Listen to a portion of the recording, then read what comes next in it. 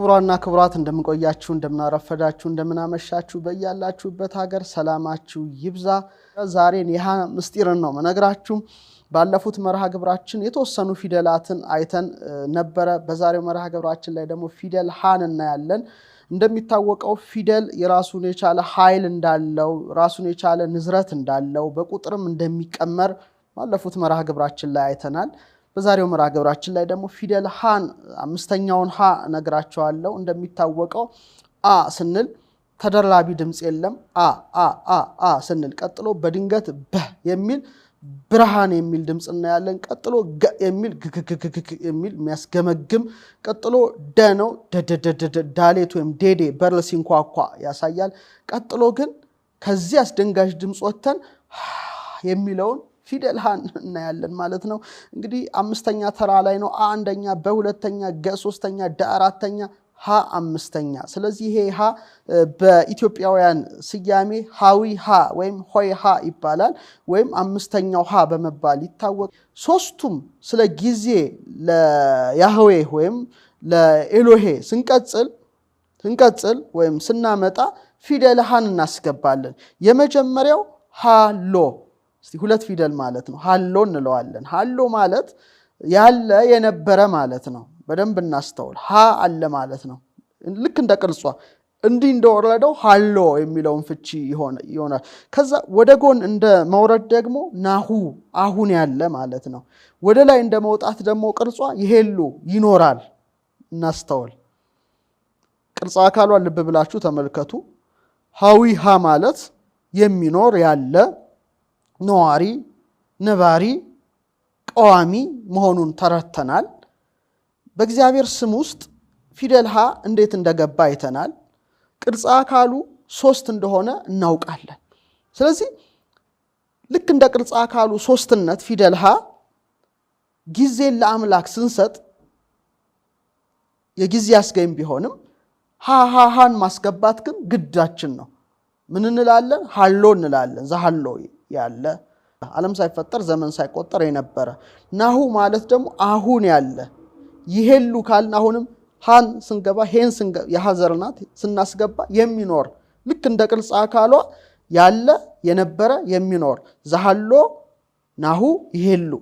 ይሄ ዑደት ነው ማለት ነው። ለዚህ ነው ፊደላት በጣም ኃይል የተሸከሙ ስጋ ሆነው ቁጥርን ደግሞ እንደ ነፍስ ከተው በሕያውነት የሚንቀሳቀሱ በጣም ከቅርጻቸው ጭምር ከጂኦሜትሪው ጭምር ረቂቅ ነገርን የሚያስተላልፉ እንደሆኑ በፊደል ሃ እንረዳለን ማለት ነው። አሁን ሃዊ ሃ ስንቀምረው ምን ይሰጣል? ሆይ ሲጎረድ ወ ሲገባ ግን ሃዊ ሃ ይባላል። ሃ ስንተኛ ላይ ነው? አ በ ገ ደ ሃ አምስተኛ ነው። ስለዚህ ቁጥር 5 እናያለን። ሃዊ ወ ደግሞ ስንት ነው? አ በ ገ ደ ሃ ወ 6ኛ ነው። 5 ሲደመር 6። የ ደግሞ ስንተኛ ላይ ነው? 10ኛ ነው። አ በ ገ ደ ሃ ወ ዘ ሃ ጠ የ 10ኛ። ስለዚህ 5 ሲደመር 6 ሲደመር 10 ስንት ይሰጠናል? 21 ይሰጠናል። ክቡራን ተመልካቾቻችን 21 ይሰጠናል። 21 ደግሞ ምንድነው ነው? ቅድም ሃ የሚለው ቃል ከአየር ጋር በደንብ አስተሳስረነዋል የሚል ድምጽ። ስለዚህ ሃዊ ሃ 21 ይሰጠናል። 21ን ለማግኘት ደግሞ ትልቁ ቀመር ምንድነው? 7 ሲደመር 7 ሲደመር 7 ስንት ነው? 21 ይሰጠናል ማለት ነው። 7 ትሪፕል 7 ይሰጣል። ትሪፕል 7 ደግሞ በጣም ብዙ ምስጢር አለው። ለምሳሌ 666 ለምሳሌ የሰው ቁጥር ነው እንዳለ ዮሐንስ በራእዩ። 888 የህይወት ቁጥር እንደሆነ 777 ደግሞ የተፈጥሮ ቀመር ነው። ለምሳሌ ቅዱሱን መጽሐፍ ለመጀመሪያ ጊዜ ስንገልጠው በቀዳሚ ገብረ እግዚአብሔር ሰማየ ወምድረ፣ ይሄ መጀመሪያ መክፈቻ ቁልፉ ነው። በረሺት ባራ ኤሎሂም ሐሻማይም ወኤታ አሬዝ በ1 ቀ 2 ዳ 3 ሚ 4 ገ 5 ብ 6 ረ 7 አገኘን ማለት ነው። 7 ይሰመርበት። እግዚአብሔር አሁንም 7 ሰማየ ወምድረ 7 ተሰጠ ማለት ነው። ስለዚህ የፍጥረት አሻራ ነው ማለት እንችላለን። 777ን ማግኘት የተለመደ ነው። ወደ አርኪያዊ ሰንጠረዥ ወይም ፔሪዮዲክ ቴብል ላይ ስትገቡ ትልቁን በከባቢ አየራችን ከፍተኛውን መጠን የያዘው ምንድነው? ናይትሮጅን ነው። ኒውትሮኑ 7 ነው፣ ኤሌክትሮኑ 7 ነው፣ ፕሮቶኑ 7 ነው። 7 7 7 የሚል ይሰጣል። ሀ ከነፍሳዊ ባህሪ ጋራ ከፍተኛ መሰናሰል አላት። ከፍተኛውንም ደረጃ ትይዛለች። በኋላ እንዴት 777 እንደመጣ በዝርዝር የምነግራችሁ ይሆናል። ስለዚህ ሀዊ ሀ 21ን በመስጠት 21ን ለማግኘት ደግሞ 7 ሲደመር 7 ሲደመር 7 ትሪፕል 7 መሆኑን እናያለን። ምክንያቱም ትንፋሽ እንደሆነች ተረዱ። የህይወት ትንፋሽ ናት የሚለው ድምጽ ይሄ በጣም ሊሰመርበት ይገባል። ስለዚህ አንዳንዶች ሊቃውንት ደግሞ ሀዊሃን ሀሌታው ሀ ይሏታል። ምክንያቱም ቅርጿን ስትመለከቱ 3 ነው። ቋሚ ታች መሰረትና ወደ ላይ የሚወጣ አንድ ምሰሶ አላት። በተመሳሳይ መልኩ ሀሌ በሚለው ምስጋና በሶስቱ ሰማያት ያሉ መላእክት ኤሎሂምን ያመሰግኑታል። ኤሎሂምን ሀና ለዚህ ውስጥም ታገኛላችሁ። ወይም ኤሎሄን ያመሰግኑታል። በምን ምስጋና? ሀሌ በሚለው ምስጋና ያመሰግኑታል። ስለዚህ እንደ ቅርጸ ፊደሏ 3 ናት። ሌላው ሃይከል አሁንም በሃም ይጀምራል፣ መቅደስ ነው። ልክ እንደ ቅርጸ ፊደሏ እጃቸውን ዘርግተው ሰዎች አሁንም ሀሌ እያሉ ያመሰግናሉ ማለት ነው። 3 ክፍል ባለው ሃይከል ልክ እንደ መርከብ ባለ መቅደስ ማለት ይቻላል። ይኸውም ሀሌ የሚለውንም ቀመር ስታወጡ አበገደሃ 5 ነው። 5 ነው። ለደግሞ እንደምታወቁት የ10 ነው፣ ዮድ ነው ማለቴ ነው። ካፍ ያው ባለፈው አይተናል፣ ከመዳፍ ነው 20 ነው። ላሜድ ግን ለ30 ነው። የተዘረጋ እጅ ነው። ታውቃላችሁ ቅርጿን ራሱ እዚህ ላይ ማግኘት አይጠፋም። እዚህ ጋር አለች። የቅርጿ የተዘረጋ እጅ ናት። 10ኛ ላይ ነው የምትገኘው። 10ን ጣት ስለምትወክል ማለት ነው። እንግዲህ እጅ ይዘረጋል ማለት ነው። እጅ ይዘረጋል። የእጁን ዘረጋ። ካፍ ደግሞ ምክንያቱም ጣታችንም እጃችን ላይ ያለ ጣት 10 ነው። ካፍ ግን መዳፍ ነው። እጅ ከተዘረጋ መዳፍ የሚጨብጠው በረከት አለ ማለት ነው፣ ይታወቃል። ለዚህ ነው በጸሎት ሰዓት ሰዎች ጣታቸውን እንዲህ አድርገው የሚሰቅሉበት ትልቁ ምክንያት አንደኛ 10 ትልቅ ትርጉም አለው። 10ን ቃላት ይወክላል። 10ን ሕዋሳት ይወክላል። 10ን ነገድ ወደ ላይ ይወክላል። የተደረደሩትን ማለት ነው። ወደዛ አልገባም፣ ምክንያቱም እሱ የላይ የሚተነተን ነው። ከደግሞ 20 ነው።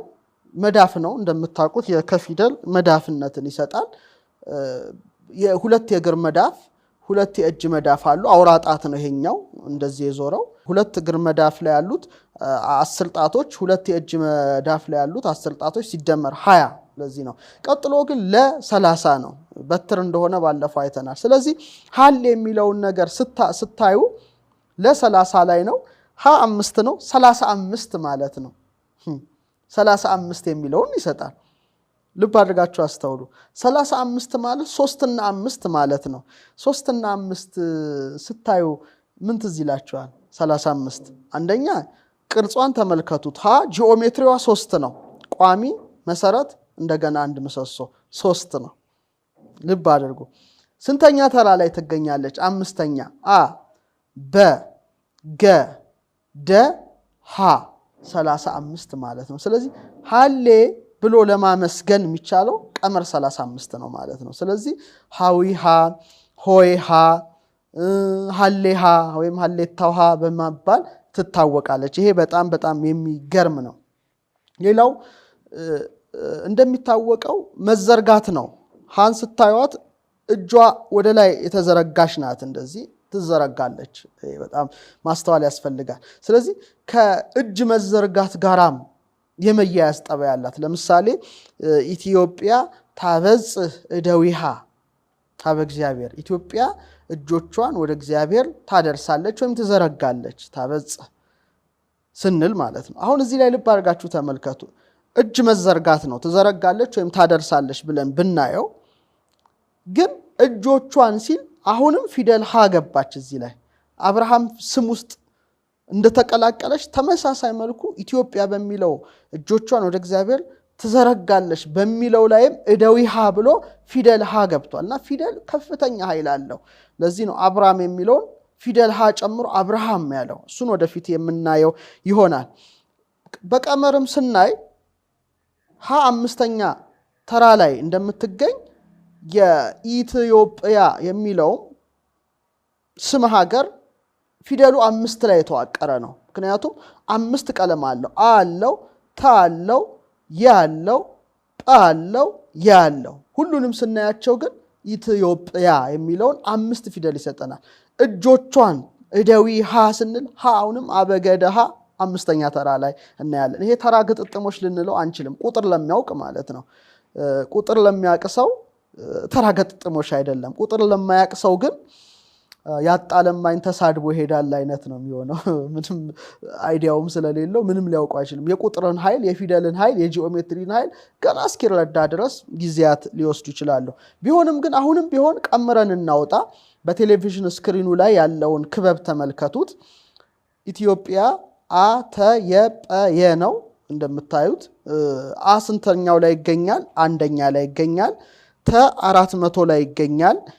ዮ የ10ኛ ላይ ይገኛል። ጰ 700 ላይ ይገኛል። ስክሪኑ ላይ በደንብ ተከታተሉት። የ10ኛ ላይ ይገኛል።